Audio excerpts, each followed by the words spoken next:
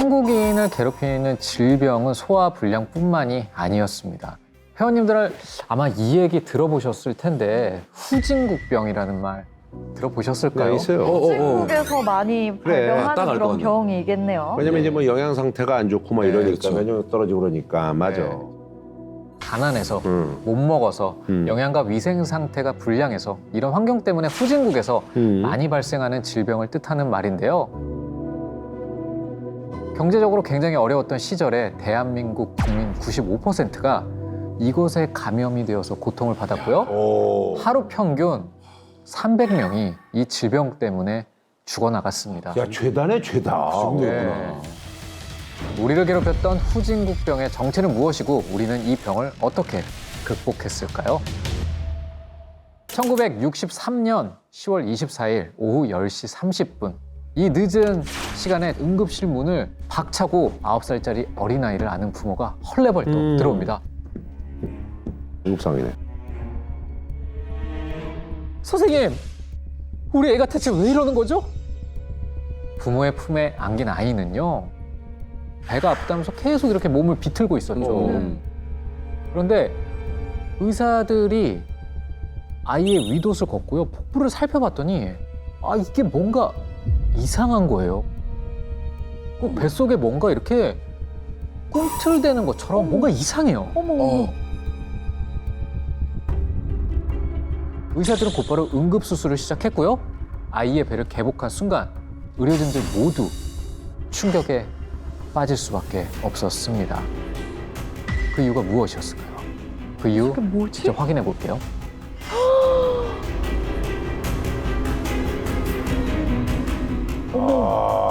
저거 저런 게 기생충 들었었어? 나 아니에요? 저거 봤어 옛날에. 저 기생충이야. 와, 저렇게 저기요? 많이? 어.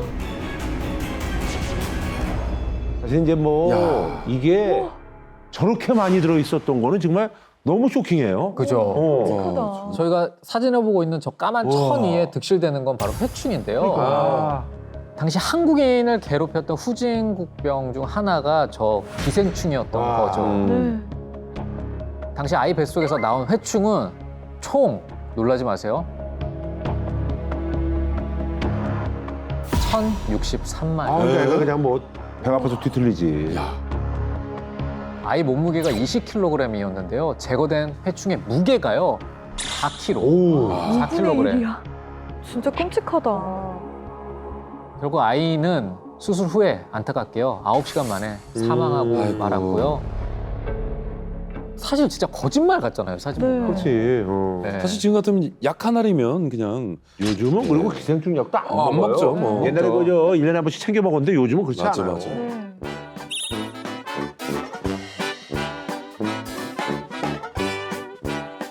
한국인은 생각보다 굉장히 오랫동안 이 기생충에 시달려 왔습니다. 심지어 승정원 일기를 보면 왕인 영조가 회충을 토해냈다는 기록까지 있는데요. 아 그래요? 네. 그 정도까지. 왕도 이 정도로 감염이 됐으면 당시 백성들의 상황은 뻔하겠죠. 실제로 해방 후에 미군정에서 실시한 장내 기생충 감염률 조사 결과를 보면요. 전 국민 중에 82.4%가 회충 감염자였고요. 실제로는 너무 더럽다는 많다. 얘기야. 네. 죄다야 죄다. 네. 우리나라 국민 대부분이 이 뱃속에 최소 한 종 이상의 기생충을 갖고 있었다는 뜻이었죠. 그래서 기생충 학자들은 한국은 기생충의 왕국이라고 아우. 자주 하기도 했는데요. 멸적이에요. 네, 이건 사실은 굉장히 그렇죠. 그러네요. 선생님, 왜 이렇게 이 기생충 감염이 심각했던 걸까요? 우리가 오랫동안 농경 사회였잖아요. 맞아요. 이때 비료로 사용했던 게 주로 인분이었습니다.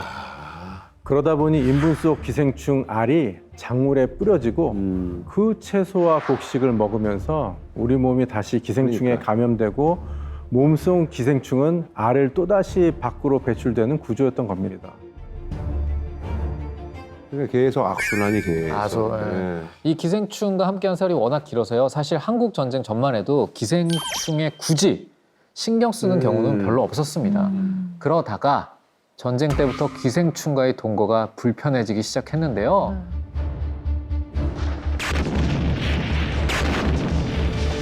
관통상을 입은 군인들을 빠르게 치료해야 되잖아요. 네. 그렇죠. 근데 이 배에서 기어나오는 기생충들을 아. 양동이에 집어 던지느라 수술이 자꾸만 더뎌졌던 거예요. 어. 게다가 한국에 주둔하던 미 8군은 채소를 일본에서 수입해다 먹었어요. 왜냐? 이제 앞서 말씀드린 대로 한국 채소에는 기생충이 바글바글하다고 생각을 해서 먹기 싫었던 거죠. 그렇게 기생충이 위험하구나라는 인식이 조금씩 쌓여가던 중에 1963년 기생충에 감염된 그 아하. 어린이 사건이 터진 거죠. 그런데 전 국민이 이 기생충의 존재를 수치스럽게 생각을 하게 된 결정적인 계기가 있습니다. 60년대에 우리나라가 독일에 맞아요. 파독 광부를 보냈던 거 다들 알고 그쵸. 계시죠? 네네네. 정부는 근로자 해외 출가 계획의 하나로 서부 독일의 탄광 근로자를 540명을 파견했습니다.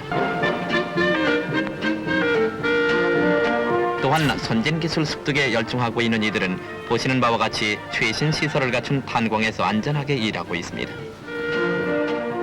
그런데 한국에서 파견한 광부 250명 중에요. 무려 80% 이상이 와. 해충 보유자라는 사실이 드러나서요. 아, 독일에서 한국 광부들을 인근 숲에 격리하는 사건이 벌어졌던 아니 근데 겁니다. 해충에 사실 옮기는 건 아닌데. 근데 어쨌든 워낙 이제 뭐 인식이 안 좋으니까. 네. 독일 정부는 즉시 2차 파견을 정지시켰고 격리된 광부들은 본국에 송환될지도 모른다는 걱정과 현지인들의 따가운 시선에 움츠려 드려야 했던 거죠. 독일에서 한국 사람들 얼마나 뭐 이렇게 대접해 주겠었는데 거기에 뭐 기생충까지 있다고 하니까 얼마나 사람들을 뭐 이렇게 좀 아래로 봤겠어요. 싫겠어요. 사실 굉장히 막대한 거죠. 맞아요. 이런 사건이 터지기 전까지는 구충제나 기생충 치료법이 뭐 전혀 없었던 거예요?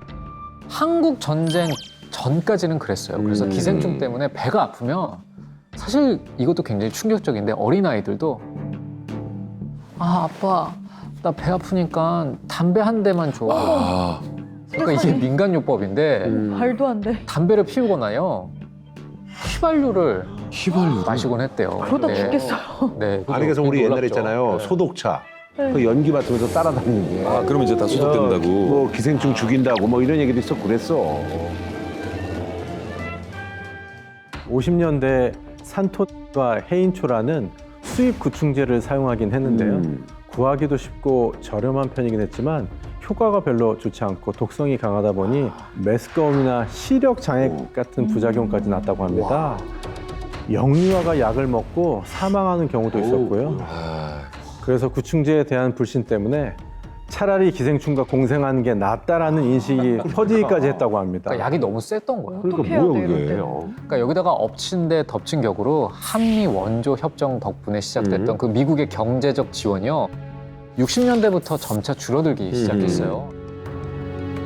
당시 국내 제약업계는 독자적으로 이 의약품을 생산할 만한 기술과 자본이 없어서 미국 원조를 통해서 의약품을 제공을 받았거든요. 네.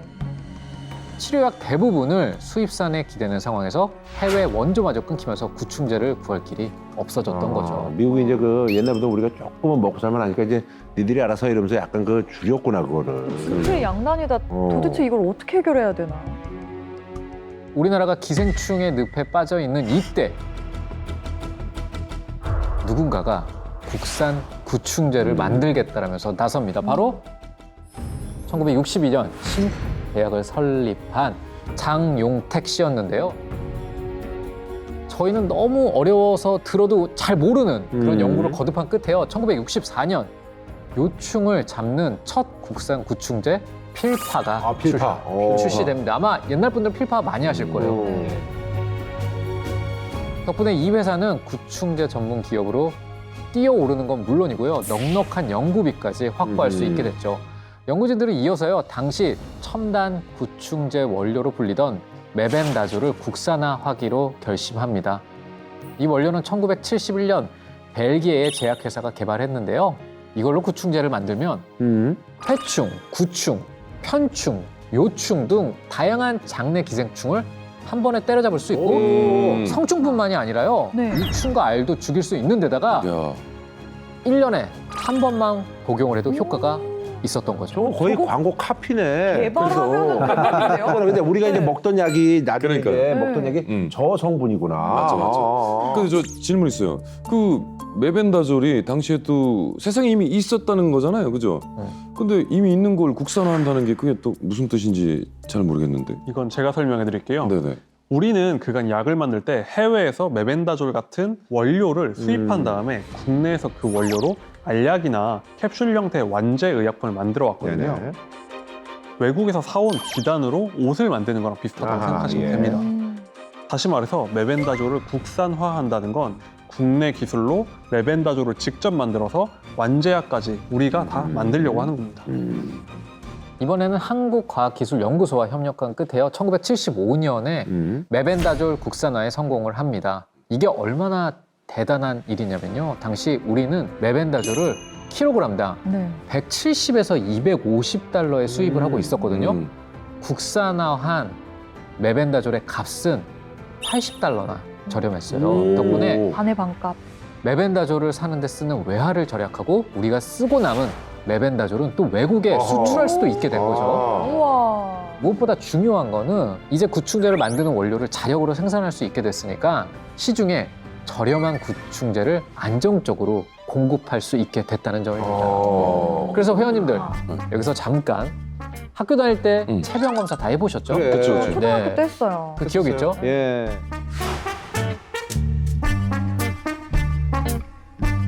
저는 사실은 아침에 변이 나오지 않아서 맞아. 친척 형 거를 가져가요. 아, 뭐 그런 경우 많죠. 네. 우리 옛날에 여기 있잖아 공중변소였잖아. 그래서 이제 뭐 변이 안 나오면 거기서 그냥 떠가지고. 떠나가가지고 회충 나고 그러면은 막 그럼 약이 엄청 많이 나오면 어떡해요? 아니 그럼 뭐 그냥 그거 받아다가 그냥 먹는 거죠. 약 근데 받아서. 이제 사실은 그 약을 그때 그냥 줬어요 학교에서. 무료 아니었어? 그러니까 이제 저렇게 이제 맞아요. 원료가 싸지고 그러니까 가격이 내려가니까 이제 나눠주는 거예요. 맞습니다. 자, 지금도 구충제가 필요할 때는 약국 가서 메벤다졸 주세요 하면은 이 성분으로 만든 구충제를 살 수 있을 거예요. 덕분에 1969년 90%까지 치솟았던 기생충 감염률은요. 1976년 63.2%로 뚝 떨어졌고요. 2024년 우리나라 기생충 감염률은 0.48%를 기록하기도 했습니다. 이제 거의 이제 없는 거야, 방면했다고 볼 없는 수 거야. 있네요. 네. 그런데 여러분, 이 기생충은 해결이 됐잖아요. 네. 근데 대한민국을 괴롭혔던 국민병은 또 있었습니다. 아, 진짜 많네. 그건 바로요. 이건 좀 준비가 필요한데요. 아, 있어요? 뭐가? 네.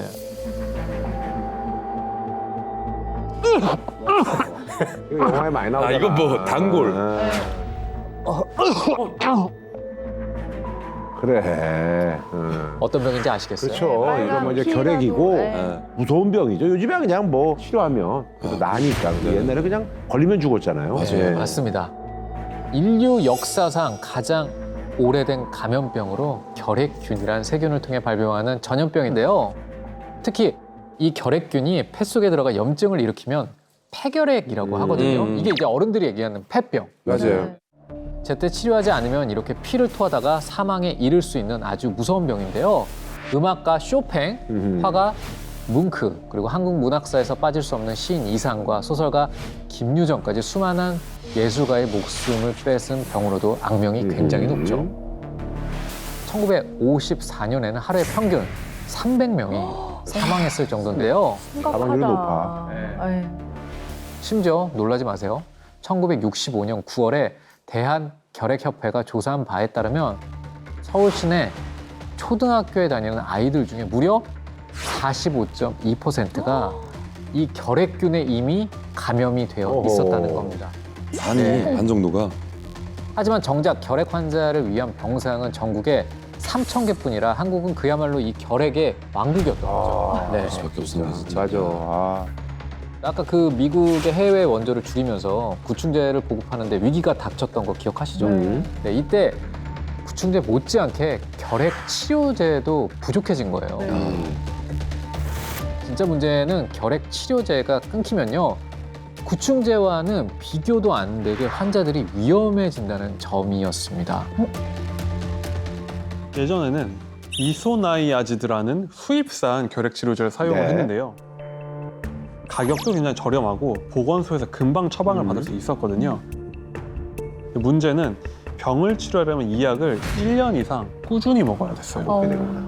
그런데 이 약이 해외 원조로 보급되다 보니까 이게 끊기면 환자들도 원치 않게 복용이 중단되는 거예요. 그런데 진짜 문제는 이 결핵 치료제는 약을 먹다가 끊으면 그만 내성이 생겨버립니다. 안 되죠. 그리고 내성이 생기면 다시 그 약을 먹어도 효과가 없는 거예요.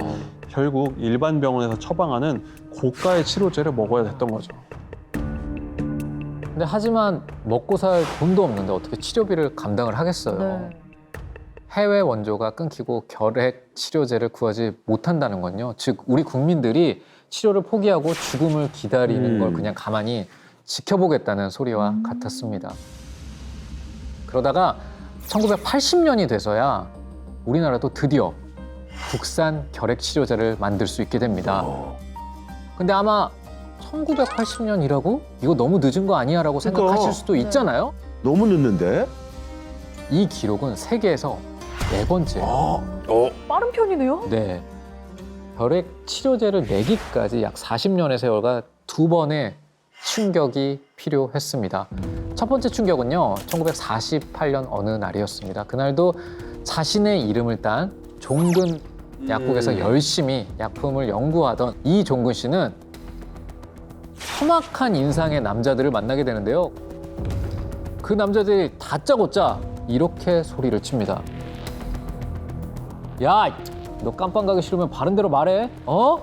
모르고 팔았던 거야 뭐야? 어? 이거 뭐야? 이게 대체 무슨 상황이었을까요? 그러니까 뭐 보니까 이제 자기도 모르게 이상한 걸 판 거지 뭐. 섞였나 다른 거랑. 가짜 약을 팔았거나 뭐 자기도 그러니까 모르게. 속여서 팔았죠 뭐. 1948년이면은 지독한 인플레이션으로 약국 운영도 힘들던 때였습니다. 그때 약국의 주요 상품이던 활명수를 싼 값에 공급하겠다는 사람이 나타났는데 알고 보니까 그 사람이 넘긴 활명수가 가짜였던 거예요. 그랬구나. 사기를 당하고 경찰 조사까지 받은 이종근 씨는 결심을 했죠. 네. 그래, 차라리 내가 직접 믿을 수 있는 약을 만들어야겠다. 그리고 1949년 국내 최초 튜브 제품인 다이아졸 연구, 1950년 빈대약을 만들어서 성공을 하는데요. 그러던 1961년 3개월 동안 세계 16개국을 다니며 다른 나라의 제약회사들을 돌아보던 중에 2번째 충격이 옵니다. 네. 선진 제약 기술을 보고 나니 그동안 새빵에서 연고나 빈대약을 만들었던 게 어린애 장난처럼 느껴졌던 거예요. 메벤다졸 사례처럼 원료 기술을 확보하는 게 제일 시급하다는 생각이 들게 된 거죠. 그래서 오늘날 결핵 1차 치료제로 사용되는 국가 필수 의약품 림팜피신으로 만든 항결핵제가 1970년부터 한국에 들어오기 시작을 하는데요. 네네. 우리 오늘 계속해서 배웠죠. 중요한 건 뭐다? 국산화. 국산화하는 거죠. 그렇죠. 그래야지 우리가 이제 뭐 좀 네. 싸게 하고 그렇죠. 국민들한테 공급하니까. 1976년부터 국산화를 시작해서 1980년 한국은 세계에서 4번째로 림팜피신을 만드는 데 성공을 합니다. 1kg당 750달러에 수입하던 원료를요. 네. 1kg당 189달러라는 굉장히 저렴한 값으로 생산을 할 수 있게 된 겁니다. 게다가 기존의 림팜피신보다 최대 10배까지 효과가 좋았고요. 효과까지. 또 독성도 낮아서 오. 항결핵제를 만들기에 굉장히 좋았던 야, 거죠. 야. 이 말은 아까 기존의 결핵 치료제의 문제가 약을 중간에 끊으면 내성이 생겨서 다시는 같은 약을 먹지 못한다는 그렇죠. 거였잖아요. 네네. 그게 굉장히 치명적이었는데 결핵약 원료 국산화 덕분에 드디어 국내의 결핵 환자들은 약이 끊길 염려 없이 치료를 받을 수 있게 된 거죠. 그것도 훨씬 저렴한 값에. 그러니까. 또 효과도 효과도 좋고. 좋고. 야. 국내 결핵 환자들 숫자도 많이 줄어들었겠는데요? 대한결핵협회에 따르면요, 1952년 전체 인구의 6.5%, 130만 명에 달했던 환자가요, 1995년엔 전체 인구의 단 1%, 야, 많이 줄었네. 42만 명으로 줄어들었다고 아주 하는데요. 줄었네. 네. 결핵 왕국이라고 불렸던 시절을 생각하면은 굉장히 놀라운 수치인 것 같아요. 그러니까요. 고무적이죠. 한국이 미국에 이어서 2위를 보통 피부과나 성형외과 하면 신사동 압구정. 강남이죠, 강남. 강남이야. 입니다. 왜? 너무 의외인데.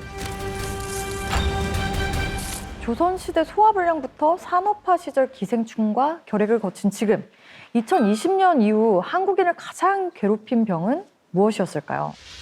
한국인뿐 아니라 몇 년간 전 세계인을 공포에 빠뜨리고 우리의 생활과 사고방식, 정말 모든 것을 바꿔버린 이 병을 꼽고 싶습니다.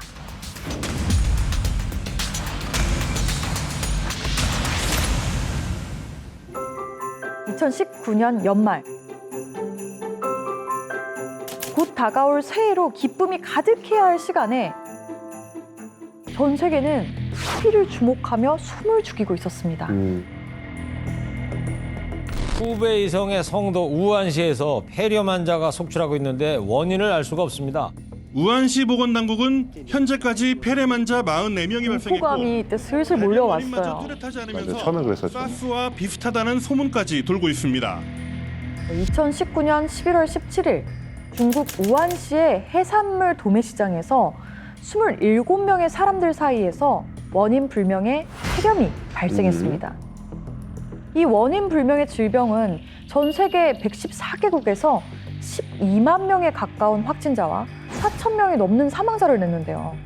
결국 2020년 3월 12일 세계보건기구인 WHO가 감염병 최고 경고 등급인 팬데믹을 선언하기에 이르렀죠.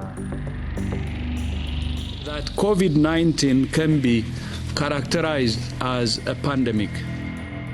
21세기 최악의 감염병 코로나19였습니다. 맞아요. 아유. 회원님들은 뭐 코로나 때 뭐 잘 넘어가셨어요? 아니면 걸리셨어요? 저도 한 번 걸렸어요. 저도 한번 걸렸어요. 저도 한번 걸렸죠. 저는 결혼식을 코로나 때 했어요. 아, 그래서 하객 제한이 있어가지고. 하객이 한 양가 합쳐서 100명? 맞아. 그리고 다들 마스크 끼고. 끼고 있어서 사진도 얼굴을 다 가려놔서 누가 누군지 몰라요. 그렇게 한 진짜 1년 넘게 막 했었어요. 맞아. 예. 아. 이 시기 사회적 거리두기만큼 중요한 일이 또 있었습니다. 코로나가 갈수록 무시무시한 기세로 퍼지고 있었잖아요.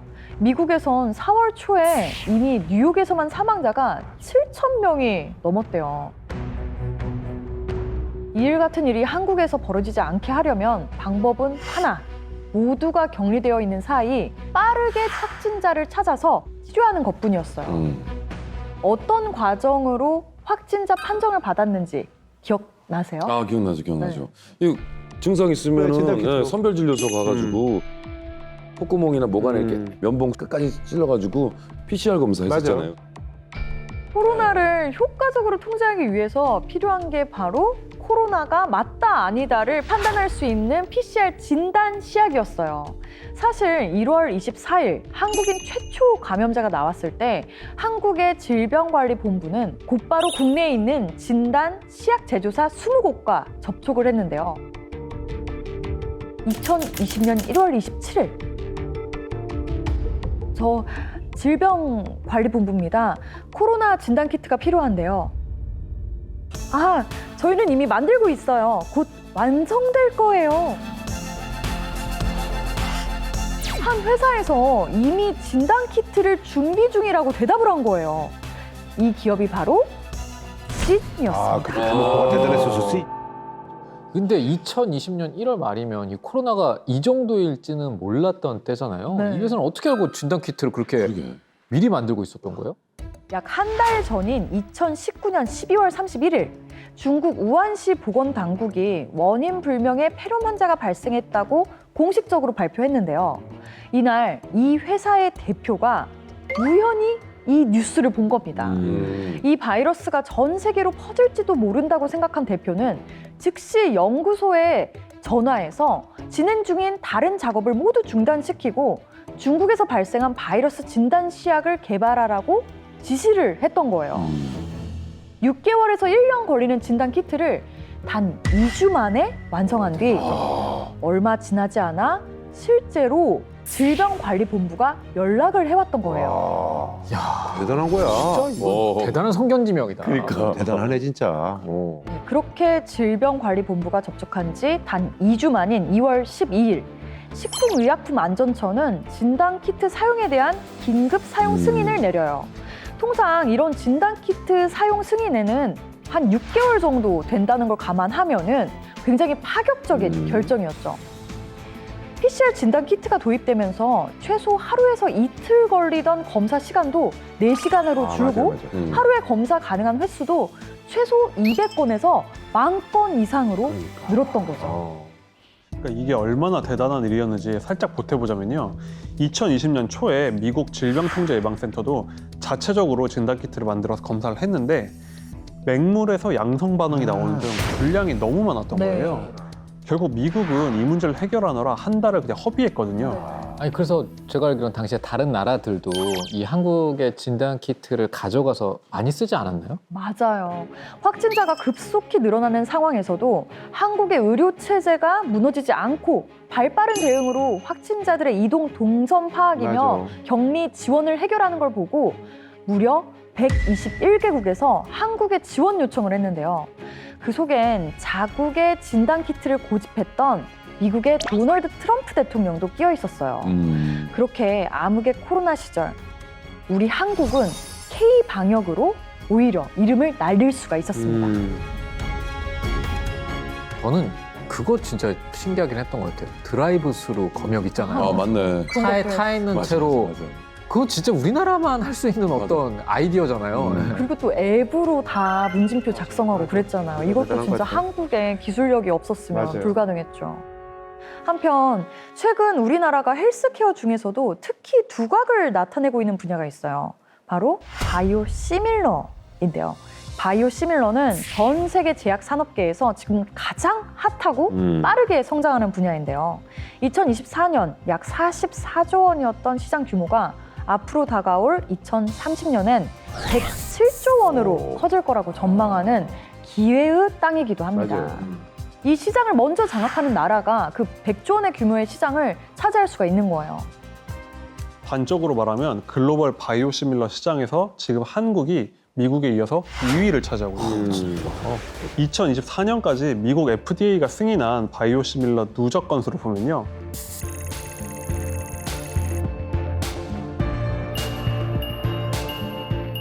여기서 한국이 미국과 더 격차를 좁힐 수 있을 것 같은 게 2025년 1분기에 FDA가 승인한 바이오시밀러가 총 5개거든요. 그런데 그중에 4개가 한국이 만든 거예요.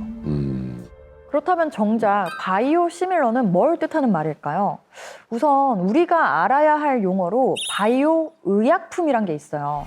바이오 의약품은 대장균이나 효모, 동물 세포 등의 살아있는 세포에서 단백질을 뽑아 만든 약인데요. 부작용이 적고 희귀 난치성 질환을 치료하는 데 효과적이라 몸 안의 혈당을 유지하는 인슐린 주사, 성장 호르몬제, 신장 질환이나 백혈병 치료제가 다 바이오 의약품으로 만들어집니다.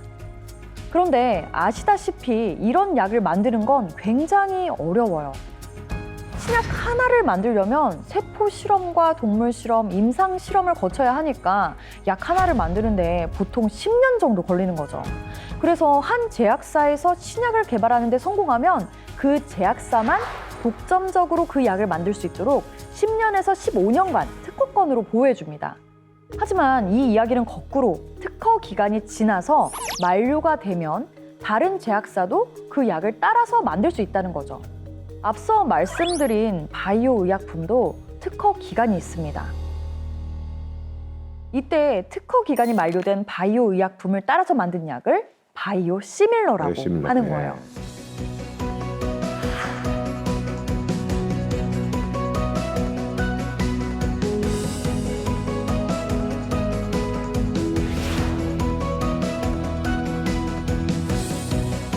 자, 어쨌든 이제 한국이 이제 미국에서 이제 바이오시밀러 시장 2위라고 하는데 한국이 굉장한 나라들을 제치고 2위까지 올라간 거 놀랍습니다. 예.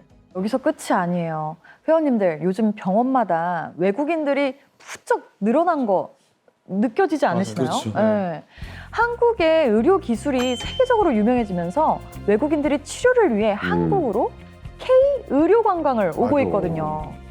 이게 정말 체감을 하는 게 한국이 외국인 환자들을 받기 시작한 게 2009년부터예요. 근데 그때부터 천천히 늘기 시작해서 2019년에는 49만 명을 찍었다가 2024년에는 117만 명의 외국인들이 한국에서 치료를 받았는데요. 이게 2019년에 비해서 140% 늘어난 수치예요. 와. 쇼핑, 숙박, 여행까지 맞아. 패키지로 묶는 K 의료 관광이 뜨게 됐어요. 2024년 의료 관광을 위해서 한국을 찾은 외국인들이 쓴 돈이 무려 약 7조 5천억 원입니다. 부가가치가 높네. 세부적으로 들여다보면 중국이 약 2조 4천억 원, 일본이 약 1조 4천억 원, 미국이 약 7천억 원, 그리고 몽골이 3천억 원 정도 썼다고 해요. 몽골 많이 썼네요. 야, 몽골이 아니 뭐 이제 미국이라든지 일본은 뭐 성형하고 뭐 이렇게 이해가 건강검진 되죠. 뭐 이해가 되는데 네. 몽골은 또 왜 그런 거지? 2024년 한국을 찾은 몽골 환자들이 2만 5천 명 정도 됐어요. 진짜요? 네. 사실 다른 나라에선 보통 피부과나 맞아. 성형외과로 찾아오거든요. 그런데 몽골에서는 중증암이나 장기 이식 같은 현지에서 치료하기 어려운 병을 앓는 환자들이 많이 와요. 옛날에 우리가 이제 미국, 일본 같이 그렇게 오는구나. 그 중에서도 간 이식을 받으러 오는 분들이 아주 많다고 합니다. 이유가 몽골이 간암 사망률이 세계에서 가장 그래요? 높은 나라라고 해요. 그런데 한국의 경우 간 이식 실력이 세계 최정상입니다. 생체 간 이식 수술 분야의 세계적인 대가인 이승규 교수가 개발한 수술법이 세계의 표준이 됐을 정도고요. 간 이식으로 가장 유명한 병원의 경우 수술 후 1년 생존율이 무려 28%예요. 그러니까 옛날에는 간암 걸리면 그냥 무조건 죽는 거였어. 그러니까 왜냐면 제일 치료하기 힘들잖아요. 의료 목적으로 한국을 찾은 외국인들이 가장 달려가고 싶어하는 곳은 피부과와 성형외과예요. 옛날에 성형외과를 많이 갔는데 요즘 피부과도 많이 오더라고. 맞아요. 피부과 진짜 많이 와요. 피부과로 직행한 외국인이 56.6%로 압도적 1위였고요. 성형외과를 찾은 외국인이 11.4%로 그 뒤를 이었거든요. 그런데 재미있는 게 피부과와 성형외과를 찾는 외국인이 늘어나면서 이곳의 지도가 바뀌고 있다는 거예요. 회원님들, 원래 피부과나 성형외과 하면 어디가 떠오르세요? 신사동 압구정. 강남이죠, 강남. 강남. 외국인들에게 여기 가면 예뻐진대 하고 소문난 동네는 바로 명동입니다. 명동이요? 그 이유, 최근 의료 관광객들의 목적이 진료를 받고 바로 관광하고 쇼핑도 할 수 있는 가벼운 성형외과 시술이나 피부과 진료를 선호하기 때문인데요. 명동의 경우 전통적으로 외국인들이 많이 찾는 곳이다 보니 호텔과 쇼핑, 한국 대표 관광지까지 의료 관광객들이 원하는 모든 것이 갖춰진 지역이었던 거예요. 그래서 최근 명동 건물의 트렌드는 1층에는 드러그스토어, 2층부터는 피부과와 성형외과가 입점하는 거죠. 그래서 명동 내 의료시설 비중이 2023년에는 전체의 5%에 불과했는데 2024년 말에는 20%로 훌쩍 뛰었어요. 엄청 올라갔네. 네. 덕분에 지금 명동을 찾는 의료 관광객들은 호텔에 머무르면서 낮에는 보톡스나 필러, 레이저를 맞거나 뭐 치아 미백, 라미네이트를 하고 저녁에는 삼겹살과 치킨, K푸드를 즐긴 다음에 드러그스토어에서 바리바리 K-뷰티를 싸 들고 돌아간다고 합니다. 아니, 근데 그 라미하고서 그 저기 삼겹살 먹을 수 있나? 안 그러냐고. 라미하고 어떻게 먹어? 조심해야죠. 아니 근데 있잖아요. 사실 뭐 그 보톡스, 뭐 필러 이런 것들은 사실 자국에서 해도 되는데 그러게. 굳이 한국까지 오는 이유가 궁금해요. 그 K-팝 아이돌들이 세계적으로 인기를 끌면서 한국 연예인 같은 외모나 피부를 갖고 싶다는 생각이 많이 확산이 됐고요. 특히 한국의 피부 미용 기술력이 이미 세계 최고 수준으로 올라섰다는 평가를 받는데 이 모든 것들이 종합적으로 의료 관광객들을 끌어모으고 있는 겁니다. 아, 그 이유였구나. 한편 의료 관광객 중 10%가 미국인이라고 미국 사람들이 많이 하거든요. 오는 거. 먼 데서 그런데 오네. 미국인들이 찾는 곳은 분야가 살짝 다릅니다. 건강검진을 받기 위해서입니다. 그래, 건강기 맞아. 거기 비싸잖아. 그래서 예전부터 해외로 건강검진을 받으러 많이 갔는데 원래는 의료 기술도 좋고 언어가 통하는 싱가포르로 많이 갔다는 거예요. 그런데 최근 새롭게 떠오르는 건강검진의 성지가 바로 한국이라는 거죠. 건강검진이 입소문한 이유가 한국이 첨단 의료기술을 보유하고 있는 건 당연하고 건강검진에 이어서 희귀질환이나 암, 심장질환, 뇌혈관질환 등 중증 질환을 치료하기 위해 찾아오는 환자들이 늘어나고 있다고 합니다. 중요한 건 한국의 헬스케어 산업이 성장할수록 한국의 의료기술이나 공중보건 환경도 좋아진다는 겁니다. 헬스케어 산업의 성장은 우리 국민의 건강 수준과 밀접하게 연결되어 있다는 뜻인 거죠. 네네. 말 그대로 한국이 세계인을 치료하고 있다고 봐도 과언이 아닙니다. 그러니까 사실 이건 좀 다른 얘기인데 우리가 참 진짜 경쟁이 치열하고 스트레스가 많은 사회인데 그럼에도 불구하고 평균 수명이 이렇게 느는 거는 건강검진을 잘해서 그런 거야. 그렇죠. 그잖아. 미리 발견하고. 그러니까 예.